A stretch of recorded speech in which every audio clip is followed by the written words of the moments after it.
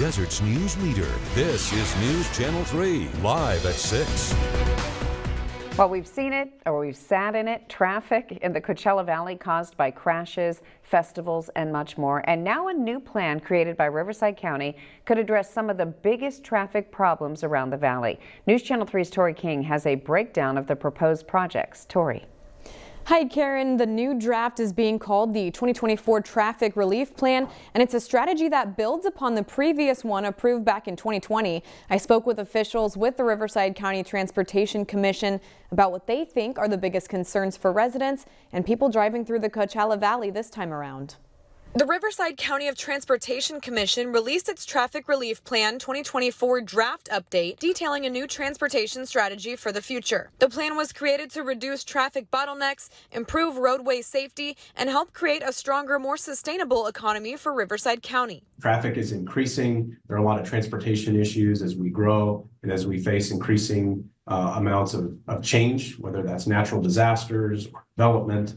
And we just want to be prepared for the future and make sure that we're being proactive. The proposal would invest in transportation improvements like building safer streets and roads and repairing potholes around the county. It would also address major congestion issues along highways like the I-10 in the San Gregorio Pass area. Providing the opportunity for express lanes, making interchange improvements on the 10. We're also looking at a parallel roadway that could be built sort of as a relief valve, because when there's an accident, people have nowhere to go and they're just stuck on the freeways. Public transportation is also a focus. One of the cornerstones of the traffic relief plan is bringing daily rail service to the Coachella Valley. Other proposals include bulking up regional connections and commuter assistance. The plan specifically mentions addressing environmental mitigation and roads like Gene Autry, East Vista Chino, and Indian Canyon that tend to get shut down during weather events for flooding and poor visibility. Addressing some of the challenges we've had recently with weather events where we have major regional corridors throughout the valley that have been shut down either due to floods or to blow sand. We're looking to make those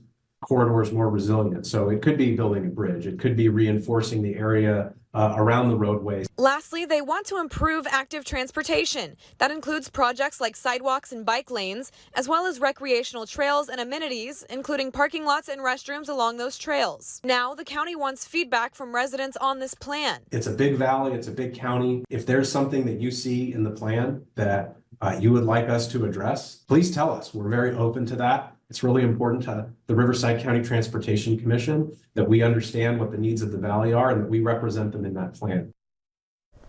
So the plan is just a draft for now, but it will likely become a voter-approved sales tax measure in the future if it moves forward. The plan will be open to the public for comment until March 31st, and then the overall plan with possible amendments will then be voted on before the start of summer. So if you want to see the full plan or even send in some feedback, we do have a link on our website at kesq.com. Live in studio, Tori King, News Channel 3.